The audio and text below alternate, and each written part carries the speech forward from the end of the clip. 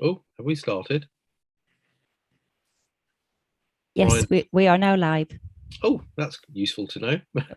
Otherwise, I'd have just been sitting here looking at the screen for a little bit longer, contemplating when to eat my next bite of banana cake.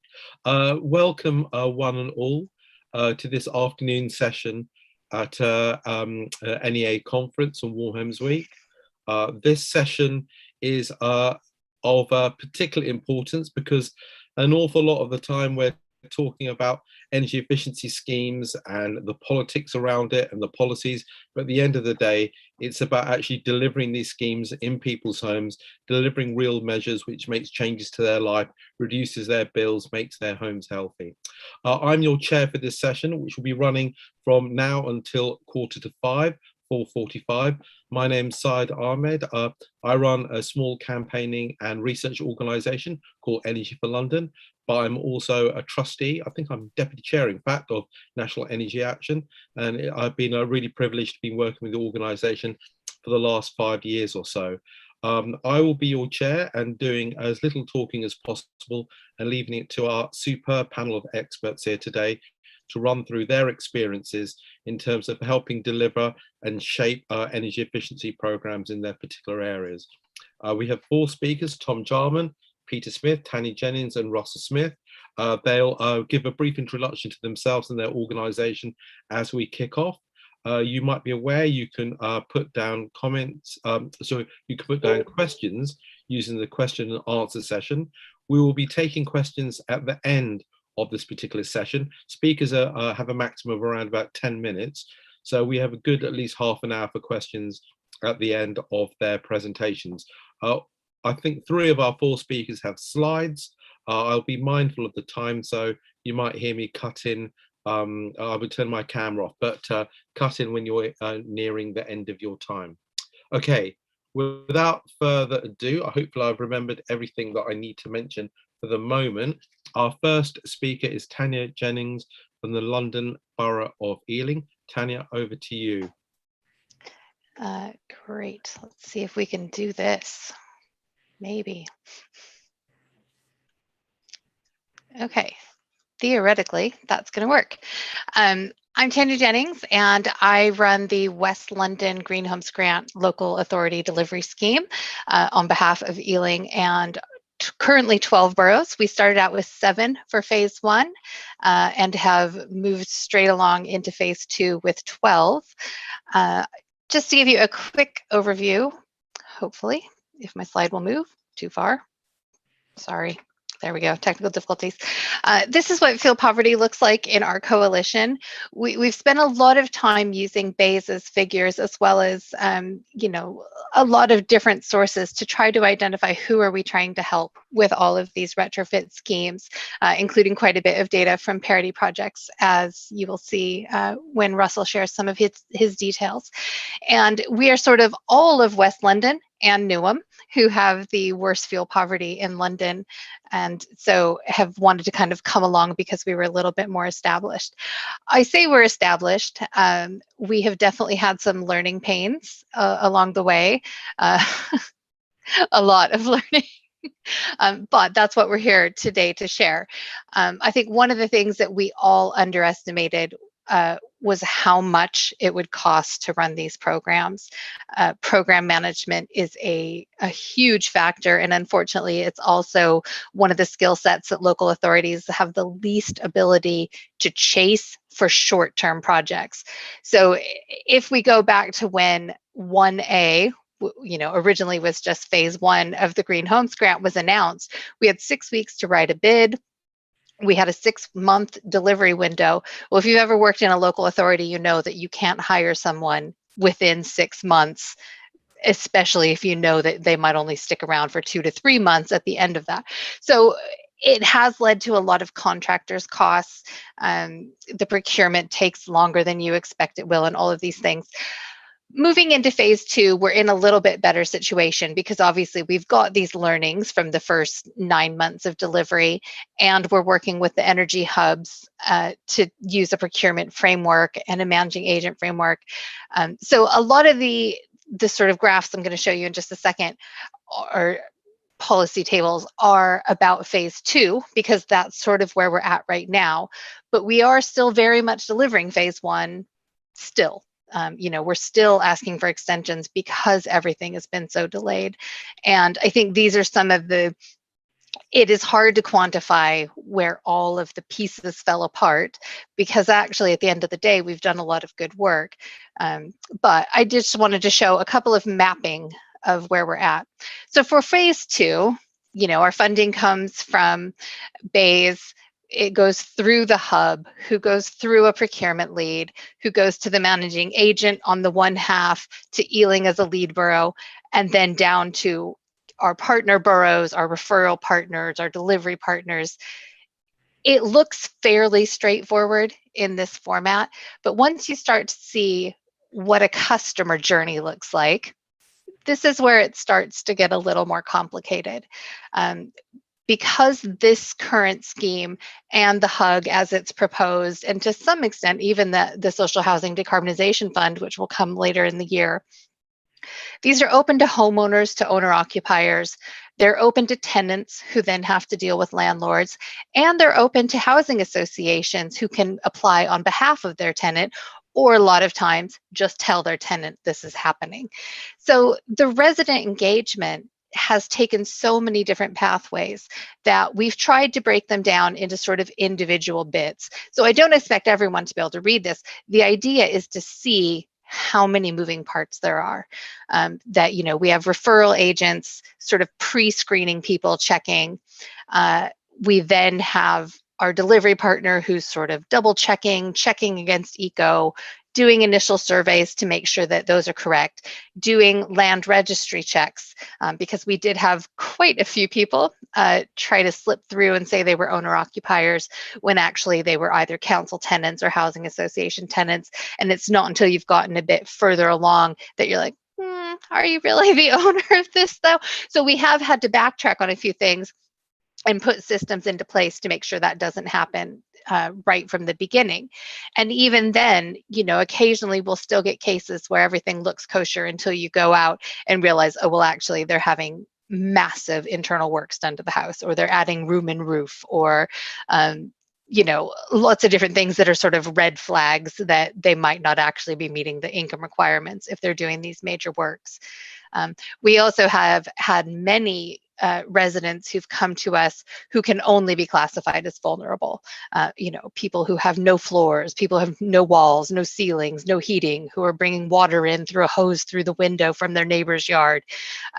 So we've also had to kind of put together quite quickly, actually, a risk panel to sort of figure out where can we send these people to in the next instance, because as much as we would like to do loads of work with our £10,000 grant, £10,000 doesn't go very far if you have no floor.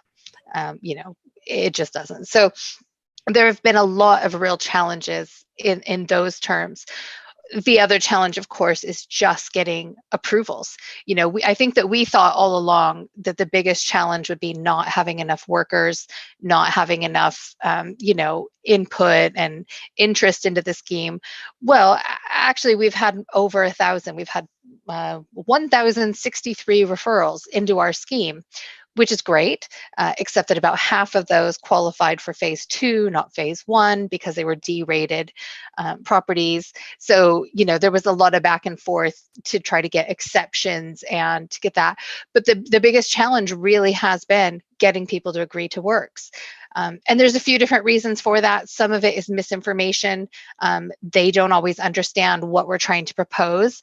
And sort of this whole center section of the customer journey is really about explaining to people what their existing system looks like, what we're recommending, and then afterwards, what we're recommending next. So that whole house piece of it has been really important. And we have to sort of caveat and say, and we can only do £5,000 to £10,000 worth of work, depending on if it's a landlord or a homeowner. So I think one of the things that we're now looking at for phase 2 is a lot more work into how do we explain measures to people? How do we keep surveyors from telling residents what they're going to get, and then our certified designers look at it and say, no, no, we can't do that. And by the time we get back to the resident, they've got in their head that they're getting one measure and won't accept anything else. So there's been a bit of negotiation. Sometimes that has worked out, and they've understood that what we're recommending is really what will get the biggest impact. In other cases, it hasn't, and I don't think we've had anywhere we've had to just walk away and say, we can't help you. But there have been a lot that required far more input than you would think to get approved works. So those are kind of some of the challenges, and then bringing in the hug, which is upcoming, and the fact that people who are off gas might be able to be revisited under the hug has led to a whole other challenge going into phase 2, because now what we have to figure out is, can we do a piece of work under the LAD and then under the next phase? And because so much of our funding is dependent upon EPC data, you have to almost do things out of order. So where we normally wouldn't put some measures in until after the property had been insulated, obviously if you're insulating, they're then no longer eligible for any works. So there's been a lot of kind of back and forth internally, but also externally, especially with housing associations, to try to help plan works to maximize these grants, or to look forward to some of the upcoming things like the Social Housing Decarbonization Fund. I also wanted to share just sort of what contracts look like in these really complicated schemes. It's not so simple as Ealing going out and procuring a partner and that's it. There are so many moving pieces. Phase 3 might be a little better, but I don't know how much.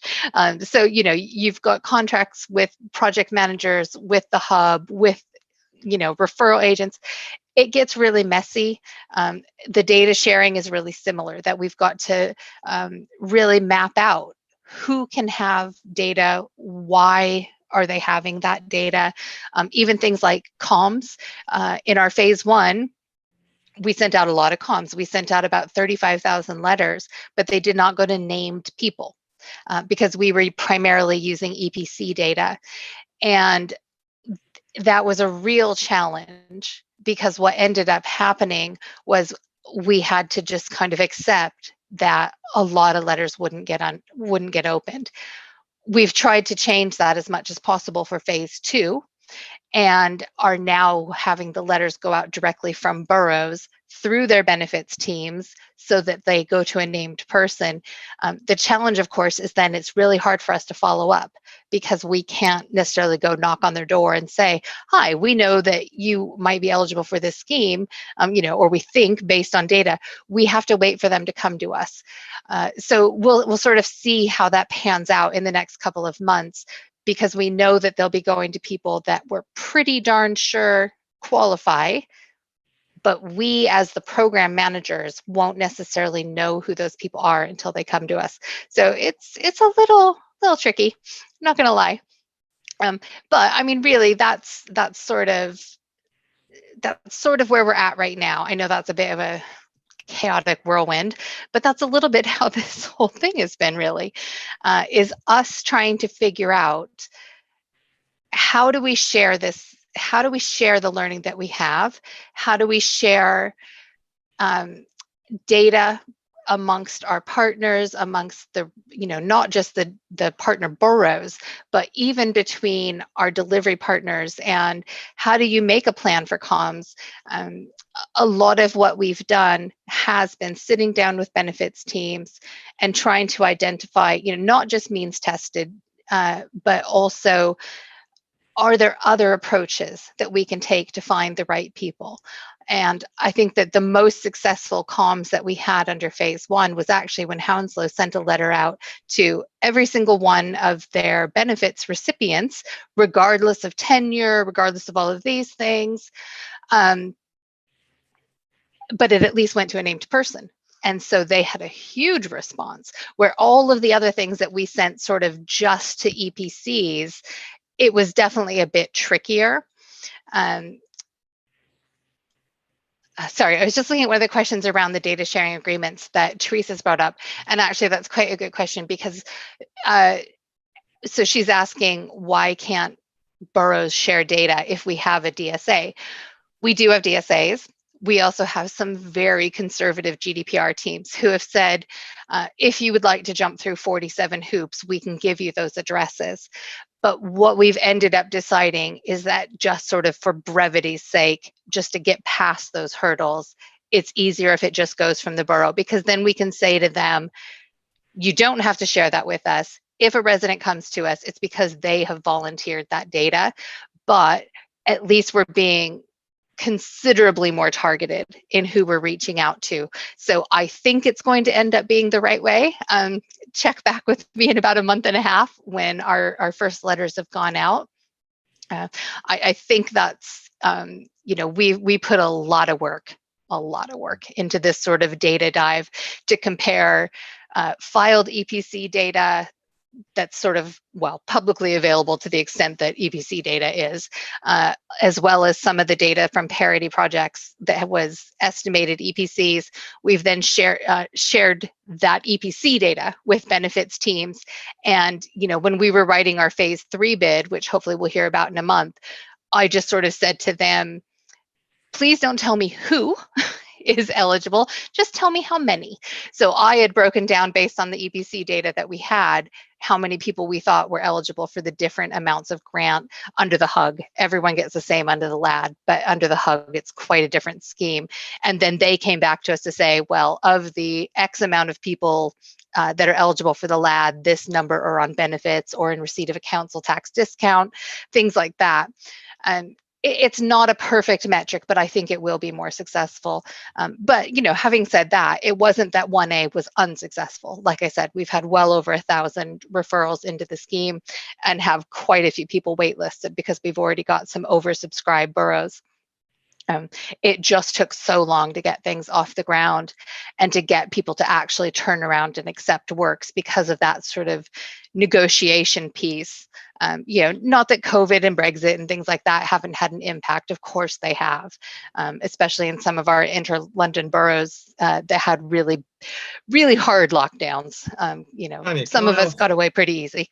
After saying, you've already addressed one question by Teresa, so we're very well doing that. Just very quickly, I'm going to take Chairman's prerogative. There were just two little things I wanted to ask. Can you just explain D-rated properties very quickly in 30 seconds? Yes. So a D-rated property is cold but not freezing. So that's not a very accurate description. Sorry, But an energy energy performance certificate.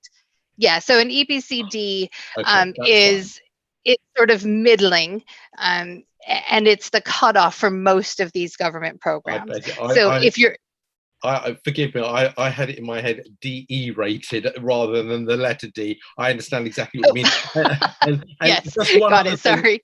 I know many of the people on this webinar will know many of the acronyms, but can you just explain again in 30 seconds what you understand HUGs are, and also what it means to you in Ealing, because the priority is for off-gas properties, and of course you're in London where the vast proportion of your homes will be on gas, apart from those on electrically heated. So just quick 30 seconds on that as well, Tanya. So the Home Upgrade Grant is the second half of the Sustainable Warmth Fund, which was announced by government and we applied for a few months ago. So the Local Authority Delivery Scheme is the non-voucher side of Green Homes Grant. The HUG is the Home Upgrade Grant, which is targeted at off-gas properties. So right now under the LAD, we can do on-gas, we can do off-gas, we can do any D or below properties, EPC D or below.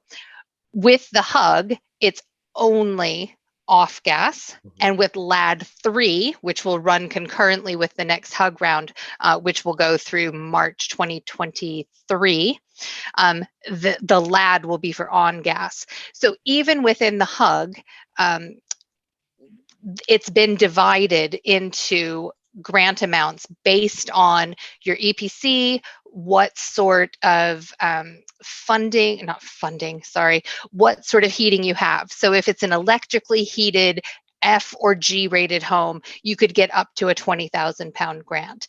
If it's a coal-fired heated house in an F or a G, you could get up to 25,000. And then the lower amounts, an electrically heated D-rated property would allow you a £10,000 grant. So they're much larger grant amounts, although in London, fewer people will be eligible for those. But it's not to say there aren't any. I think that in our 13 borough coalition, we've already identified over 45,000 people who are eligible for the HUG at some level. Okay. So I do have a handy table I can share with you later if you want to share it with recipients. It does show you the complexities of some of these schemes are working your way through. I suppose the energy efficiency organisations have had a whole history of that in eco and other kind of measures. So we're well prepared for it, but I can imagine that as I get older, certainly new schemes kind of make my kind of sigh more deeply. But so well done to Tanya. Tanya, you've been an amazing champion all across London in pushing these programmes, and all power to you and to Ealing for leading on this work. Stay with us. There's another question in the chat column from Emma you may want to respond to directly. We'll move on swiftly to maybe a region where the HUGs will have more impact, which is in the northeastern Yorkshire. And our next speaker is Tom Jarman for the North East and Yorkshire Energy Hub. Tom, over to you. Great, thank you very much, Saeed. And just while I enter the twilight world of talking to my own laptop and what have you, I'm just going to apologise in advance. I caught a bug off my son recently, so apologies in advance for throat clearing and that sort of stuff. So I'm going to talk to you for several minutes on successes and learnings in delivering energy efficiency within our particular area. My view is slightly different from a local authority perspective in the sense that we work through the local authorities the way that our model works.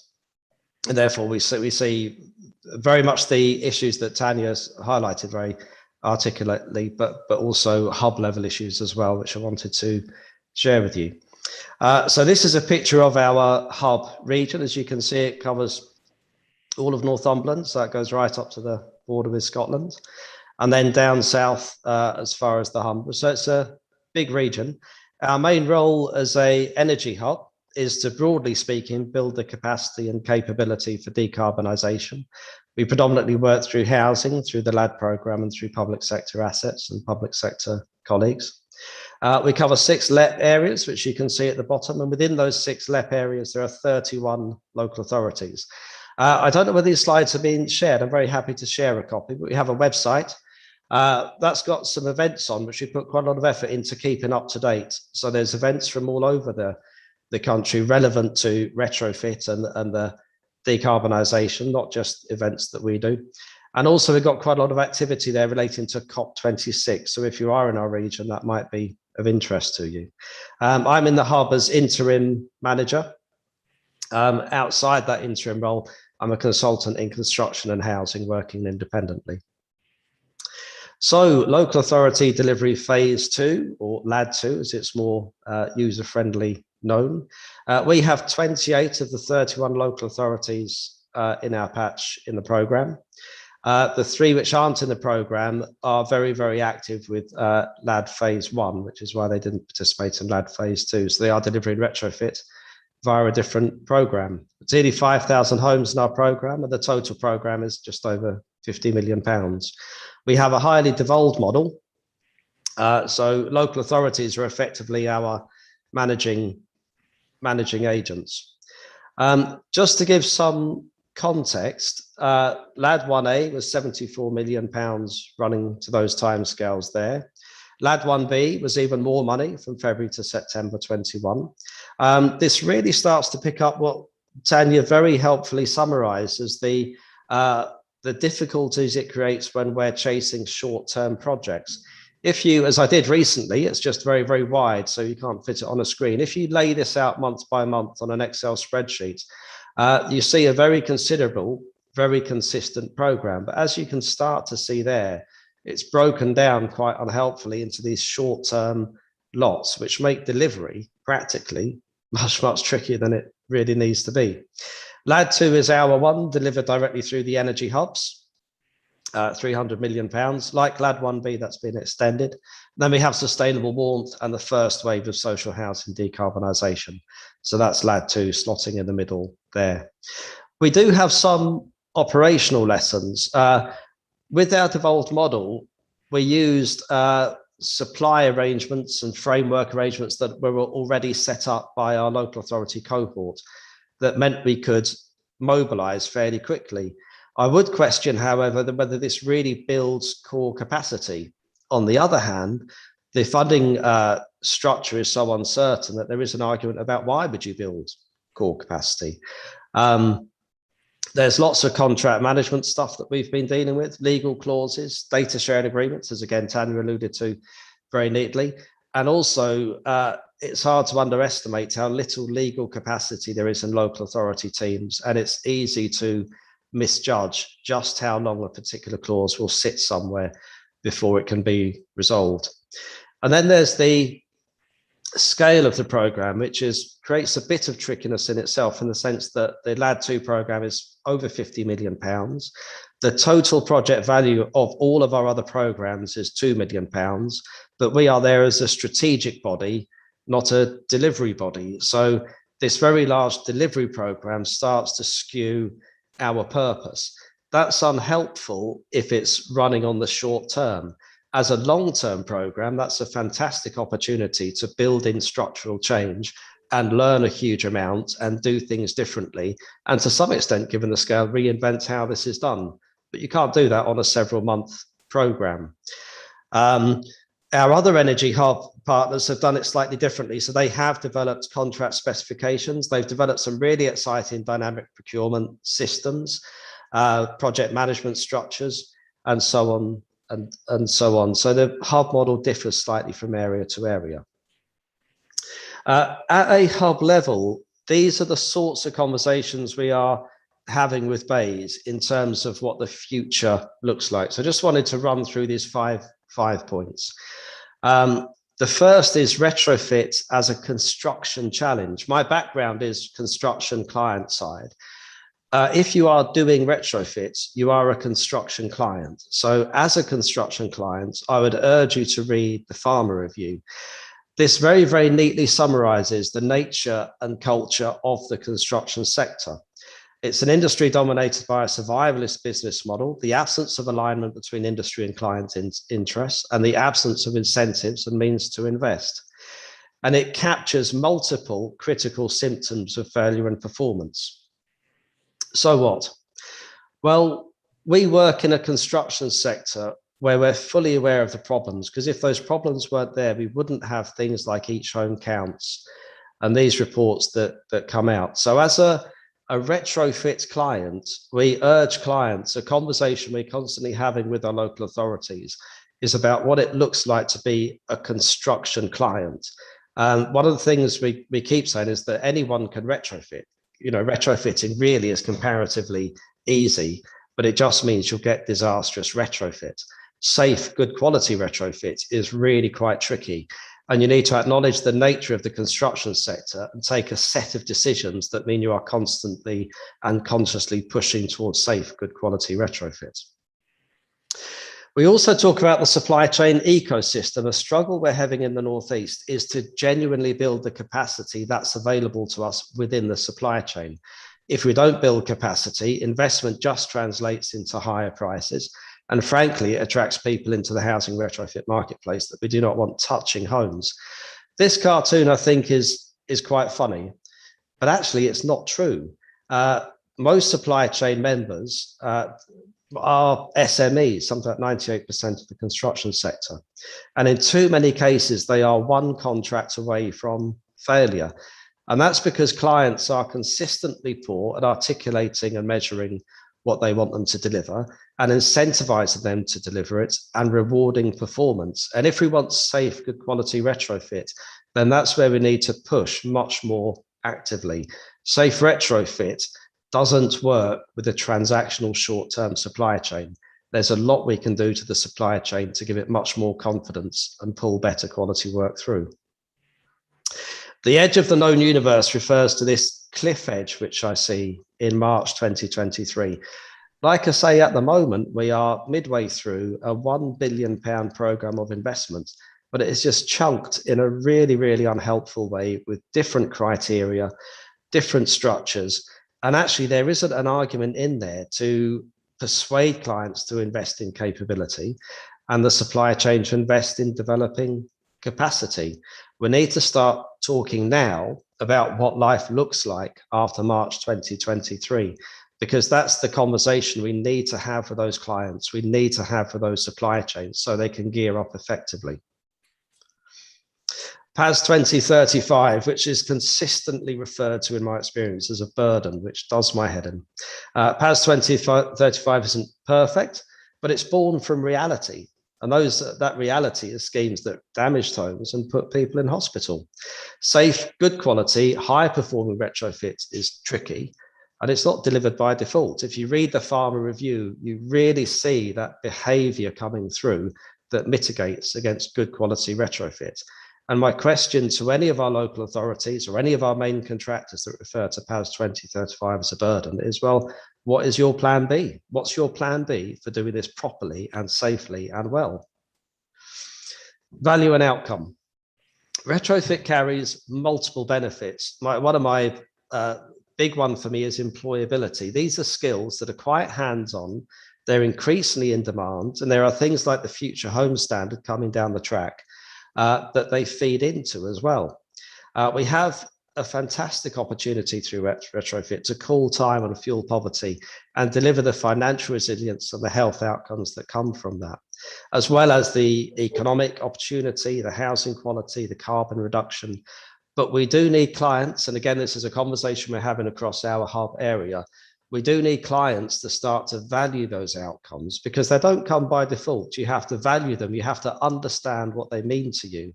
And you have to plug that back in at the very earliest stages in terms of how you invest and how you design a program. If you are asking the supply chain to deliver on those multiple benefits, and you're incentivizing and rewarding it, and you can articulate what success looks like, and you can articulate what your program looks like over the long term, you are asking a very, very different set of questions from that supply chain, and you will get much, much better responses and much better quality work. So in summary, how do we make the boat go faster? We do need an urgent and clear need for clarity from April 2023. To some extent, we have to navigate through what is a bit of a car crash over the next 18 months. But there's a fantastic opportunity to have a much more sensible conversation when we get out the other end of that. We just need to have that conversation now. We have to recognize the reality of funding. At best, it's going to be a small percentage of what we need. But the reality is we do know where we're going. Yes, the regulation and the subsidy aren't where we want it to be, but we do know what the destination is, and we have to start planning for that destination. And we know that homes will play a very considerable role in whether we are successful or not. So for me, the question isn't so much about the level of funding or the detail of the regulation, because we know the regulation will come and we know the funding is unlikely to be enough.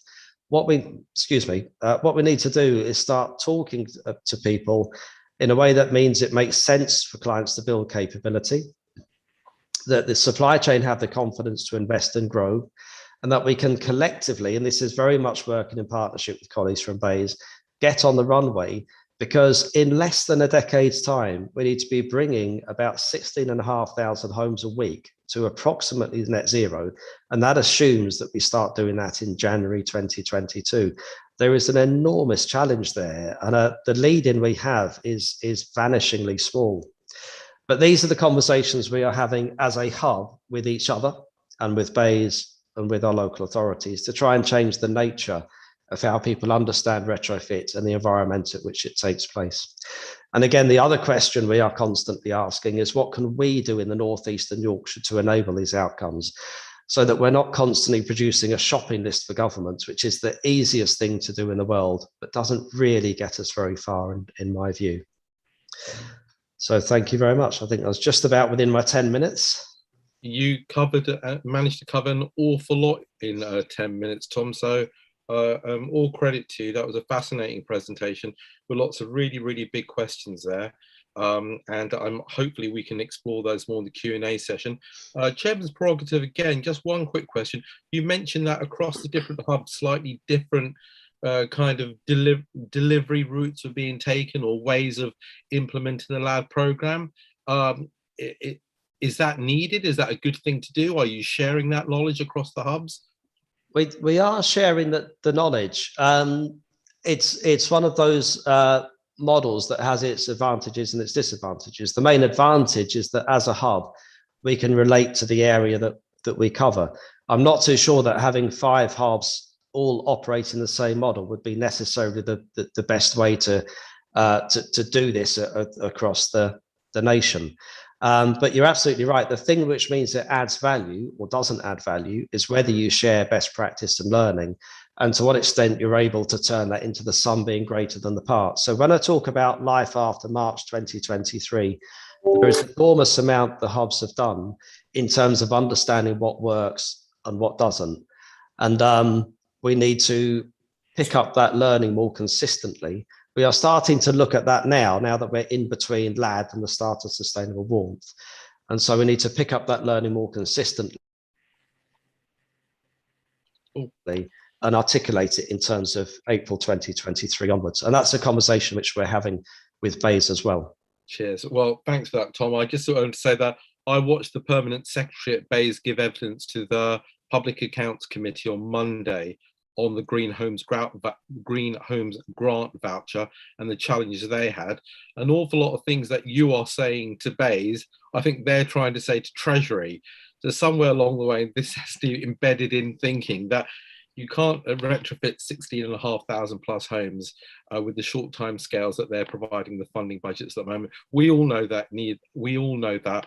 Hopefully the commitment that we have to net zero and those carbon budgets and that 78% target will allow us to set out plans for that length of time as well. Tom, stay with us. Colleagues watching this, we've got some good questions coming through the Q&A. Please do continue to do so. We will come to them in the session following all the speakers. We'll move on, and I think it's very appropriate now. We've moved from Tom to Russell at Parity Projects to talk about his retrofit experiences, which is quite significant. Russell, over to you. Thank you. So can you see my screen? Not so far. Are you sharing it at the moment? Is it's not coming up yet? Yeah, I am. You've been blinded by the light there as well, I can see. Maybe unshare and share once again, Russell, and hopefully colleagues tinkering away in the background. Try it again, Russell, because we know obviously it worked earlier. Yeah, perfect. It's yes, that works perfect. Okay. We can see your Teams page, so you just need to choose the right. Well done. You go. Perfect, Russell. Off you go. Here we go. Brilliant. Thanks for having me, everybody. I'm Russel Smith. I'm MD of Parity Projects. I'm really glad I followed Tanya and then Tom, actually, because I can kind of add to the story that they've told us. I've come in from the perspective of somebody that started Parity 16 years ago now, purely from the perspective of somebody that wanted to renovate their own home. I was in a lucky position to actually have a small pot of cash to do it, unlike a hell of a lot of people.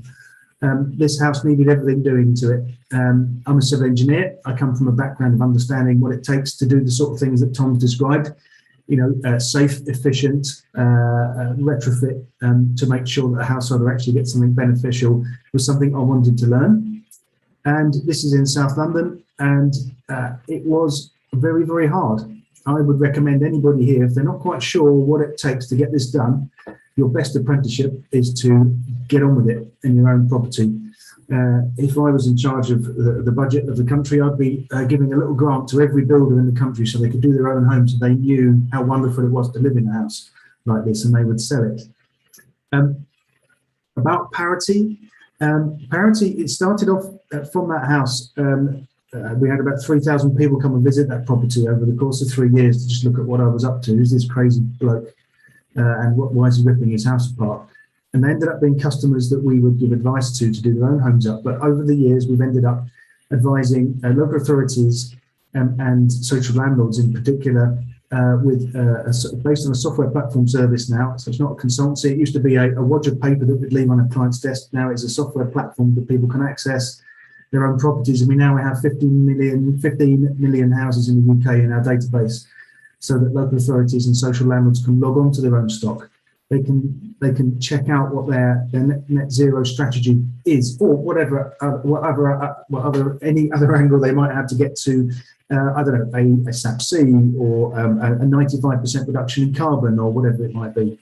And effectively, as an organisation, we offer retrofit scheme design, retrofit coordination, and training of all people that would be part of a scheme sort of teams that sort of Tanya's outlined. You know, there's a paucity of understanding what retrofit is within the cohort of people that really want to make it happen, as well as contractors and anything else in between all of that. But we come from the premise that every home is unique. So in fact, that house you saw at the start is one of those on here. Effectively, this is 40 houses in Sutton in South London. And we used to produce these charts back in the early days when it was just spreadsheets that we used. Effectively, every single one of these houses, if you had an EPC carried out on it, it would probably give you the same score. And because an EPC is automated, the recommendations would be identical. However, the size of that pie is relative to the annual energy use. Where that energy comes from is according to that key on the left-hand side there. Every single home is there completely unique. You can't be giving automated sort of trotting out advice to individual homeowners when they've actually got an investment proposition in their hands, or they've got a grant that they want to access and they want to know where it's going to be best spent. So everybody needs to have good access to good data.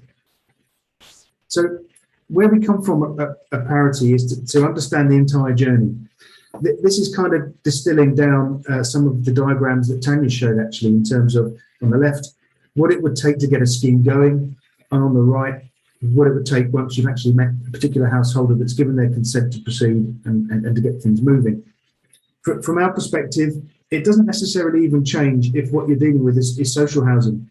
There are some grant providers involved. There might be finance providers involved. I worry in particular at the moment for the people that don't quite qualify for the grants, but definitely can't access finance and definitely live in a home that needs some work done on it. They are a huge swathe of our population. On the top left there, remote analysis and targeted marketing. This is something we've spent a lot of time investing in over the last 7 or 8 years.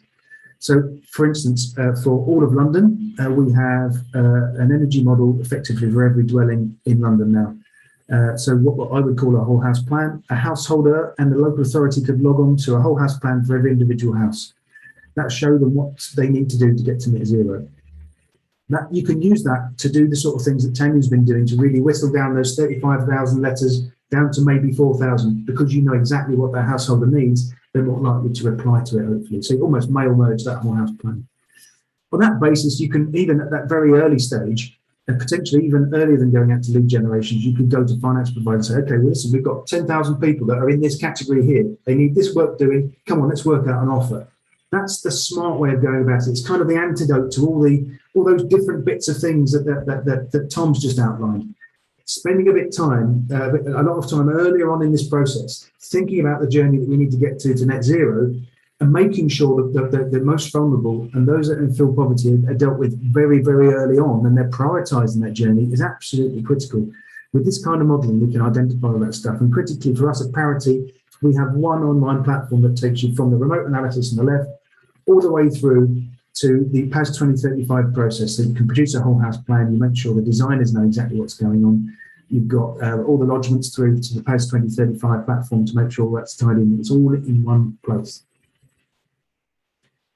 But we've got two key funnels here, not just the one. I've talked about generating customer leads and wanting to be able to identify them early, free or advice if at all possible.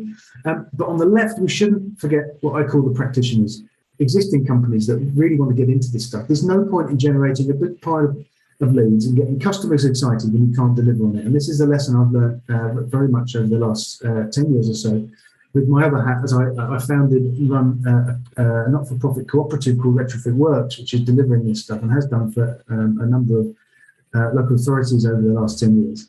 And we shouldn't forget, and I'm going to go into this in a minute on the work I did for a national retrofit strategy.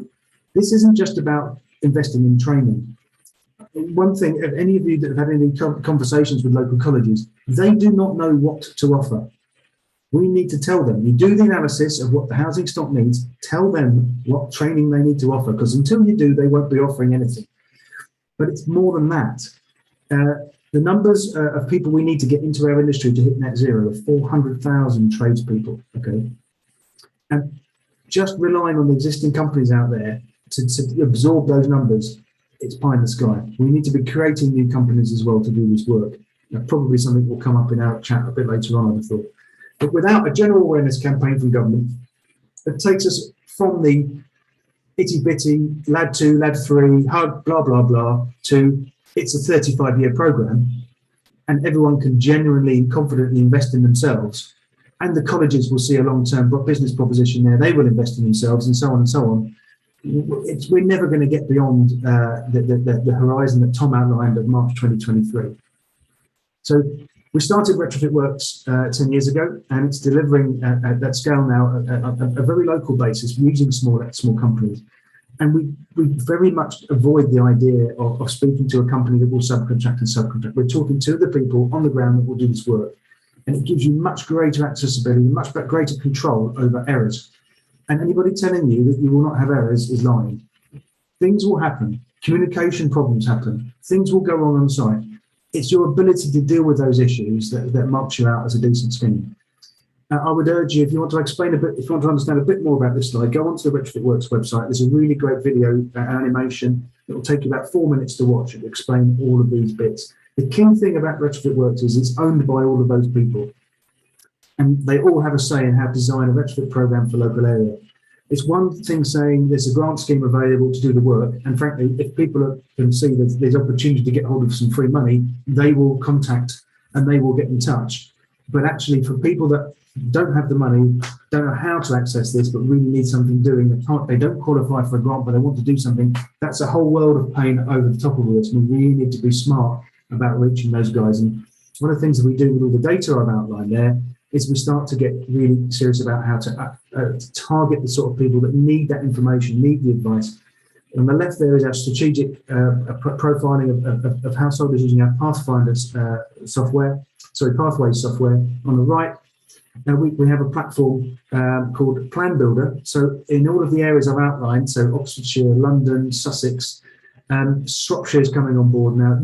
Each householder can log on to their own property for free and start to see which measures would apply to their property, what the costs would be, and what the benefits would be. Layer that with a nice local plan, a bit of money involved in actually getting some branding together that's relevant to the area. So householders that you represent would react to is a really nice way of going about it.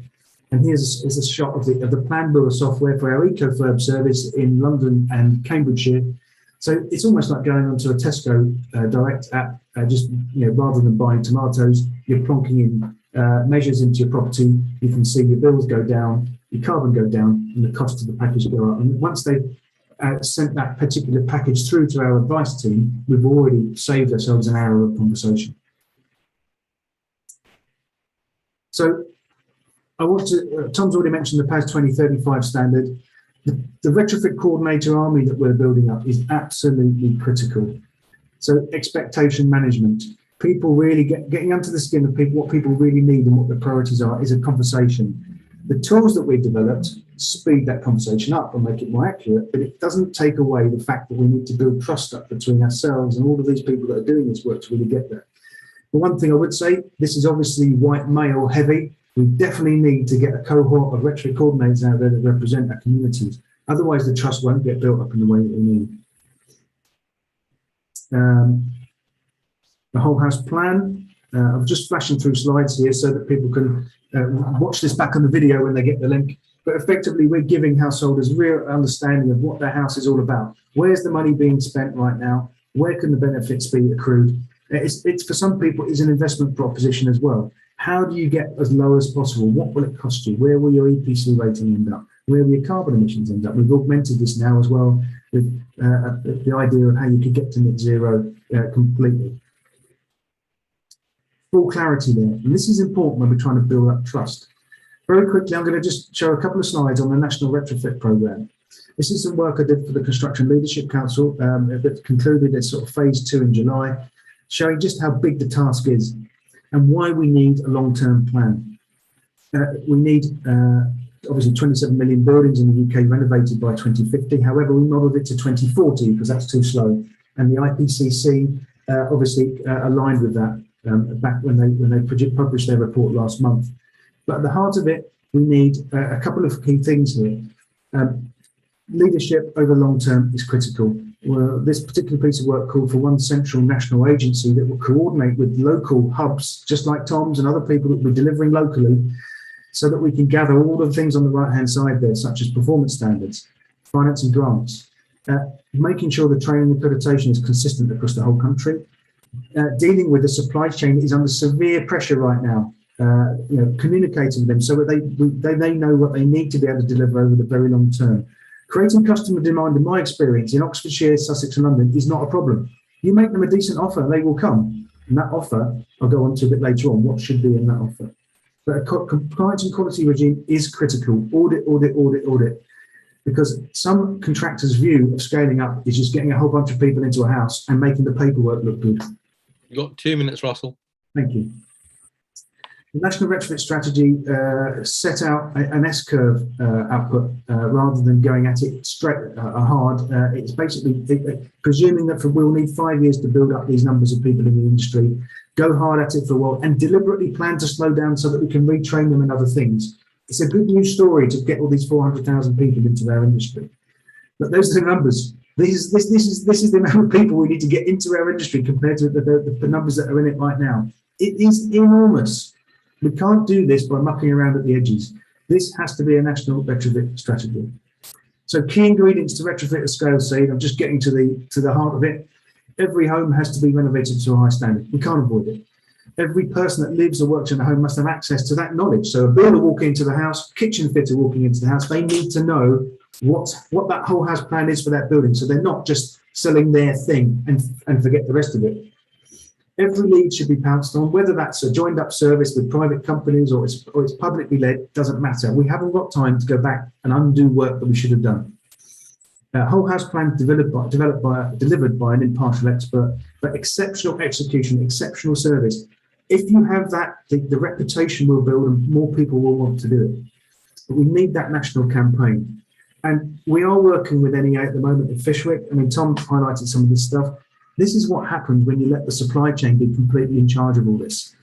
They do half the house and forget the bits that are tough. The long-term performance of that building is neglected. So things, the difficult things, the planning permissions aren't applied for. Nobody's going to sign off the work. All of that needs to be built into building the confidence. And there are really key technical challenges here. How does the supply chain recognise and remediate defects before they carry on with the work? Who's actually got the responsibility for the design of all this? At the moment, under PAS 2035, the industry is assuming the retrofit coordinator will just sign everything off. They don't have the insurance. They're not supposed to do it. A retrofit designer is supposed to be brought in to do this kind of stuff, and that includes the ventilation. The process is where this all is. I'm going to stop on this particular slide here. Key tips. Customers need total transparency in every step. Trust is absolutely everything if we're going to get 27 million buildings renovated. Seek to work to a standard. The PAS 2035 standard is great. We need some culture change for it to be implemented properly, and people need to be paid properly to do it. So there's a lot, the energy companies trying to expect PAS 2035 to be met for 75 quid, pie in the sky. You need to pay everybody to do this properly. But very early on scheme design, make sure everybody knows completely clearly what their role is under PAS 2035. As I said, retrofit coordinators are having a lot lumped on them right now, and it's all going to fall apart when there start to be claims coming in. Manage customer expectations, start from a strong footing. So analyse all of those homes before you start. Know what you should be approaching householders with, and audit all the way through. No matter who's involved in that, check what they're doing. Because I say, I'm going through an experience right now where some people think that just getting extra bodies in a building is scaling up. It's not. It's the opposite. You've got to undo it, and it costs even more to do it twice. Thanks. Cheers, Russell. Again, along the lines of our previous two presenters, absolutely huge amounts of learning in there. One quick thing, don't go back to the slide, stop sharing your screen, but on that 400,000 tradespeople, just off the top of your head, what kind of skills are you talking about there? Interestingly, most of the skills that we would expect, so carpentry, plastering, electrical, some gas, we need more, the average age of a gas engineer right now is 56. And they will, when they're on that average of that age, they're fed up with kneeling down. They want to leave the industry, right? So we're going to need some new gas engineers to take out the gas. It's everything, but the key thing about retraining side is that we need everyone to appreciate each other. At the moment, we have an industry that sits in silos, and I've actually been in a training course before where the tutor has told me to completely ignore our other trades because it will bugger up your contract. Do your thing and leave the site. We can't be having that concept anymore. So we've really got to change the way we deliver training, full stop. That's right. I think industries are all too quick to criticise government departments of being in silos without necessarily looking at themselves. So I think that's an extremely good point. And as homes get more sophisticated with more bits of kit in, we need to look at that holistic joined up view even more so. Russell, thanks very much for that. There's some questions coming through to the Q&A. We'll turn to them very shortly. We'll just turn, before that Q&A session, we'll turn to our final speaker of this session, which is Peter Smith from National Energy Action, who needs no introduction. Peter, over to you and your thoughts around successes and learnings of energy efficiency delivery. Over to you, Pete. Thanks very much, Syed, and I'm sure people's heads are absolutely spinning with lessons learned. So I'll just try and perhaps provide a few more high-level ones, if I may. I think the first lesson is, we haven't done enough of it in terms of deploying energy efficiency. There's still 3 million households just in England that live on the lowest incomes in least efficient homes that will need to be prioritised for retrofit if we're going to meet our fuel poverty commitments.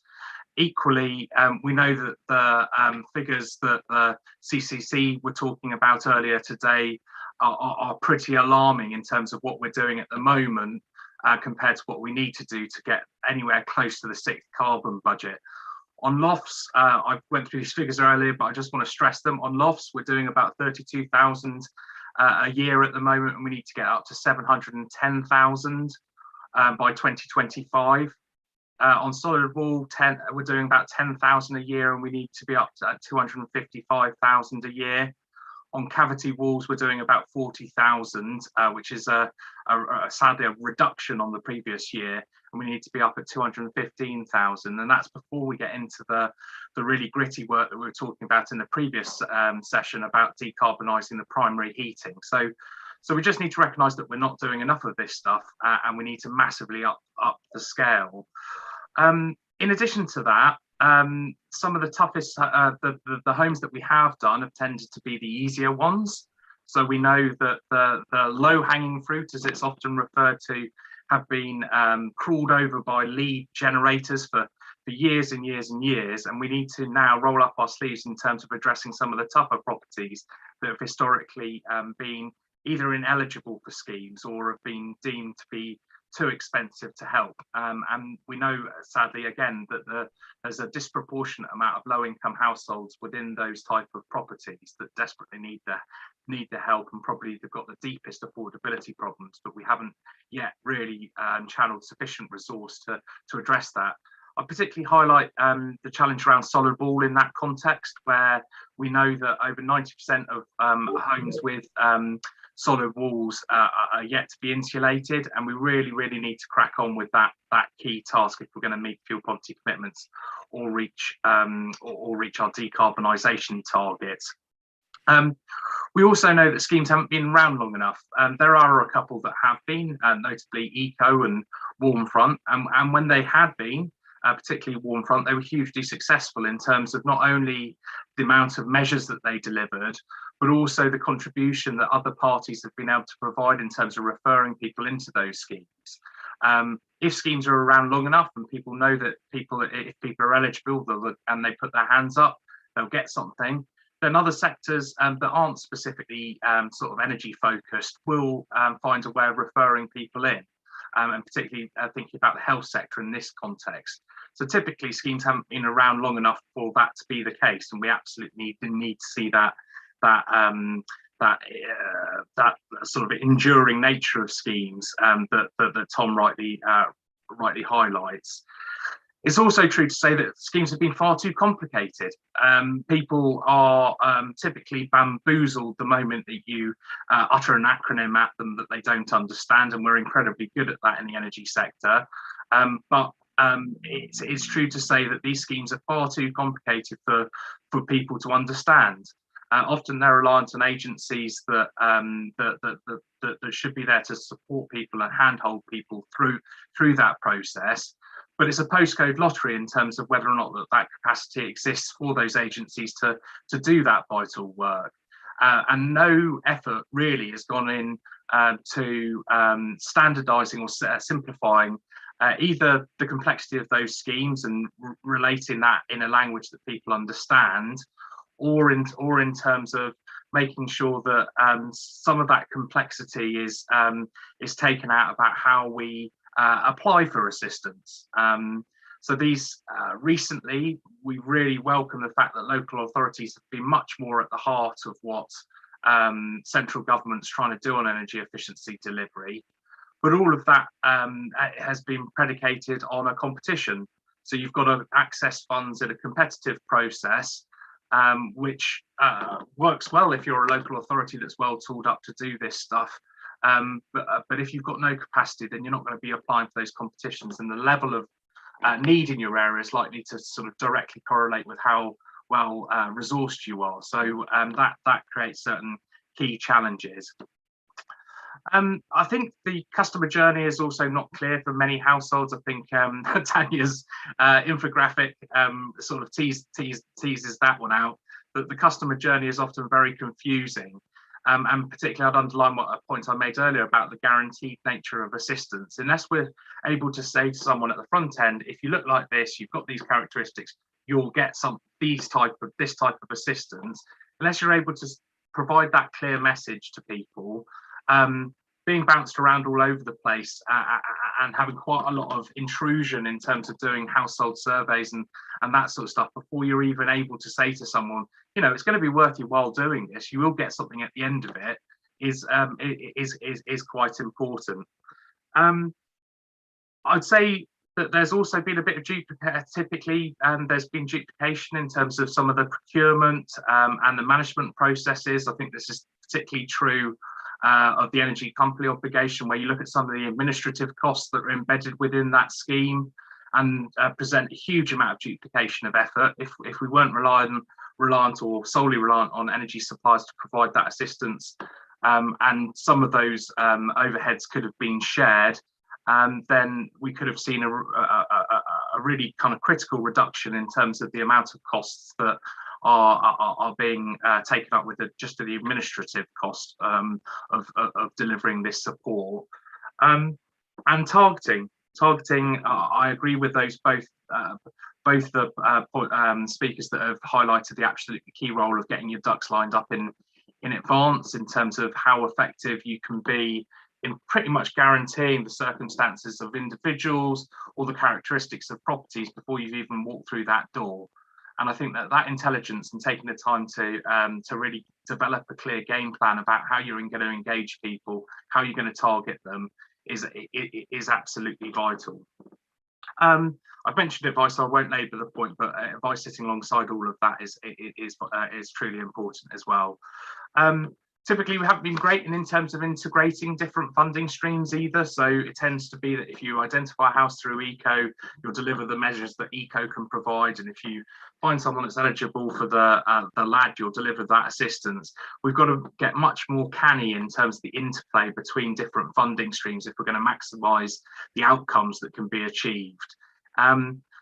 The final sort of negative point I will highlight before I hopefully finish on a high is we've typically not been great at promoting what we've been doing. We have actually made great strides in terms of improving energy efficiency over the years, not as much as we need to meet fuel poverty commitments or fuel poverty targets. But in recent years, particularly, I feel that the outreach that's gone on to demonstrate the value of these initiatives has been low, and it hasn't been sufficient to engender broader support for this type of agenda, or for people to see the merit of energy efficiency retrofit in the same with the same support or engender the same support as, say, offshore wind, where you can get a minister out to a wind farm and they, absolutely eulogize it about it. We haven't done enough site visits, and we need to get back to that, particularly given the significant amounts of money that are out there for LAD and in the future the Home Upgrade Grant. But finally, I'd like to say that where schemes are delivered well, and that schemes are around long enough, we absolutely see the fundamental benefits that they have, either in terms of improving, cutting people's energy costs, or delivering better health outcomes. We've been involved in a huge amount of positive evaluation work, which not only suggests but absolutely underlines the positive impacts that these schemes can have. And if we could just pull that sort of wider evidence about what works, and make sure that we address some of the tricky bits that other speakers have spoken about, we absolutely are a vital part of our energy future, and we should be rightly proud that we're in the heart of something that's going to only gain more and more popularity and be more vitally important. Absolutely right. I mean, all those issues are just you can't turn on the radio, your TV, or open a paper at the moment without these issues being at the forefront of the news agenda at the moment. You're absolutely right. We've got 10 minutes left for Q&As. We've got a number of questions that my colleague Matthew from the NEA has very expertly fielded over to me, and they build upon a number of areas that colleagues, our speakers, are touched upon during the session. And try and we've got at least 6 questions, so grateful if speakers could keep their responses succinct and to the point, so I can try and get through as many as possible. The first of which builds upon a question that I think may have been answered, but building upon that from Kari Jenkinson. And a big issue at the moment, obviously, with all these programs is not only about carbon emissions, but generating jobs, new skills. So can you just give us any thoughts about how the programs and activities you've been working on at the moment have kind of been geared as well to not only helping residents, saving carbon emissions, but also generating new skills and jobs in your local areas? And we'll go in the order of speakers. Tanya, and then Tom, and then Russell, and then Pete. Off you go, Tanya. It has been really tricky, especially under phase 1. I think that we had a lot of meetings because our delivery partner are based in Scotland, and therefore using a London delivery market. We went through our entire list of eco suppliers, which before the pandemic was about 26 businesses. We're now down to 1 that will actually answer calls. The majority of those went under due to the voucher scheme, or decided they're not touching a government program with a 10-foot pole. Not to put too fine a point on it, but once again, just like we saw with the Green Deal, government has destroyed businesses. And a lot of what we're doing now, and I'm sure Russell's in the same boat, is trying to get these companies to re-engage. Some of those who will at least re-engage with our referral partner for ECO, National Energy Foundation, they'll say, yes, we'll work, but we won't work in London. And so it's really created an extra big problem here. So we are working with West London College, West London Alliance, and some others to try to build up some training programs, including apprentices. But we can't put too fine a point on it. It's a huge challenge. We've had to just bring people down from Scotland to do the work, unfortunately, at quite great expense. It's a huge uphill challenge with that broader strategy, which Russell talked about in terms of the Construction Leadership Council. Russell, can you just reflect on that as well, please? Yeah, it's a similar story, really.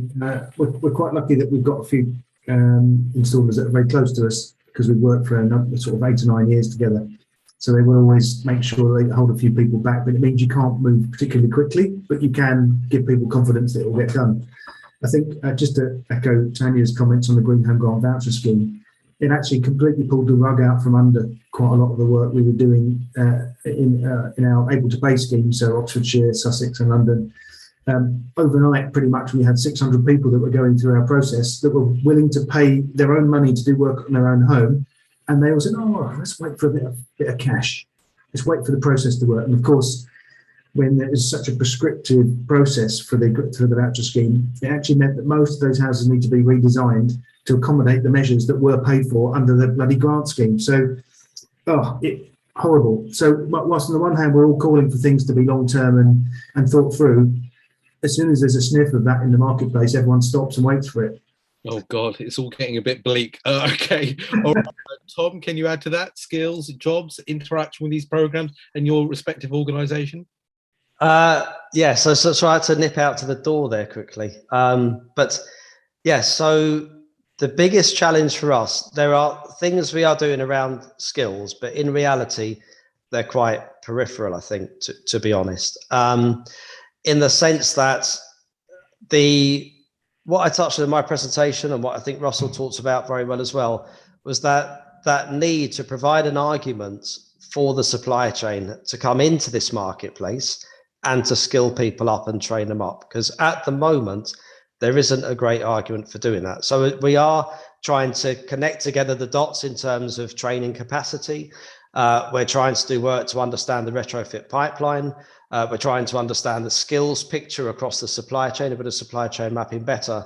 But it feels as though while we are still looking at short-term programs, it's a big ask of people to invest in a marketplace dominated by lowest capital cost. Yeah. The other energy hubs I know are doing things, again, their models are slightly different. They're much more directly involved in contract management and delivery, and they are doing more distinct pieces of work than we are under a more devolved model in the Northeast. But the answer to unlocking this is that that argument to the supply chain about why they should participate, because it's a big risk. If you're fundamentally geared up for an unstable, short-term, low-margin marketplace, we're asking them to do something really quite risky without really articulating why they should do it. So, okay, actually, and Pete, I'll come to you in a second. I'm just going to go around again on something that two of our speakers raised. I remember when the Green Homes Grant vouchers and the program was announced, and there was the requirement for PAS 2035. There were, literally only about 10, 20, 30, I could be wrong, people qualified at level. Are more and more people getting through the PAS 2035 training process across the different levels of assessor, designer, and coordinator, I believe, if I remember what the levels are. Tom, you first. Yes, we are experiencing growth, and I think the Retrofit Academy do fantastic work in this space. As an energy hub, we have signed up all of our 31 local authorities as Retrofit Academy members for a year, because we really want them to access those resources and to understand about getting people trained up to try and drill in this safe, good quality retrofit. So Russell, and I suspect Tanya will know better than me in terms of the numbers coming through are sufficient, but we are seeing more retrofit coordinators being trained up. We just need more consistent demand from local authorities so they understand the role, because they are getting pushback from contractors who are saying, basically, it's a burden, it's a cost, it's bureaucratic, you don't need that, leave it to us, we'll sort it out. And we just need much more consistent pushback that says, no, this is an essential part of doing this right and doing it well, and that's what we're doing. How do you answer those questions when they get thrown at you, Russell, about the burden? I tell them to go and have a look at Fishwick in Preston. Okay. Yeah. It's an absolute no-brainer. You either do this right, or you have to undo things at 10 times the cost. And we've got, from a carbon perspective, and I know carbon is for somebody that can't afford to heat their house is at the bottom of their list, right? But it applies to everybody. We haven't got time to do this twice. We haven't got the money to do it twice. We've got to do it right first time. The whole point, as Tom said, of having PAS 2035 was because of the unpicking all the things that went wrong in the Green Deal. Yeah. Well, the entire industry agreed to it. The issue we've got right now is that people aren't prepared to pay for good money for a retrofit coordinator. It's being left to the contractors to find a way to get it done. And that is immature way of running our industry. If energy companies aren't prepared to pay for good retrofit coordination, then the eco should be taken off them and put into general taxation. Oh, yeah, okay. Or eco should be given over to local authorities to control the funds actually as well. Tanya, you've got 30 seconds just Our response is very similar to what we tell new builders who say they can't afford to build passive house. And I say, tough. Yeah, not to put too fine a point on it, but tough. If you want to work in Ealing, these are the standards that we work to. And now that I'm the boss of West London, it's the response that West London is going to give. You know, this is how we do it. And because all but one of the 12 boroughs in my coalition have 2030 targets, not 2050, I just don't even entertain conversations about 2035 or 2050. That's 15 years after we have to act. And I'm not going to go back to my leader and say, they don't really want to do it. I just say tough. I've just had a meeting just before this meeting with Hillingdon, so I'm sure you can have interesting They're one of mine now. conversations with them. Pete, we're down to the last minute. Just one thing, there's a good question by Philip Selwood about the long-term need. I mean, so many agencies, organisations in the construction sector said, we need a retrofit plan for the country. We need long-term goal. Russell's put all the numbers on what's needed on that. Is anybody in government listening to that idea of the retrofit plan? I think so. I think certainly Bays are aware of it, but whether or not it joins up with NHCLG and the wider work on building standards is another matter. I think that this session's focused quite a lot on schemes and the short timeframes of schemes. The one thing I would underline is the fact that there are regulations there that require minimum energy efficiency standards within the private rented sector, and shortly going to have hard standards for social housing again through an updated decent home standard.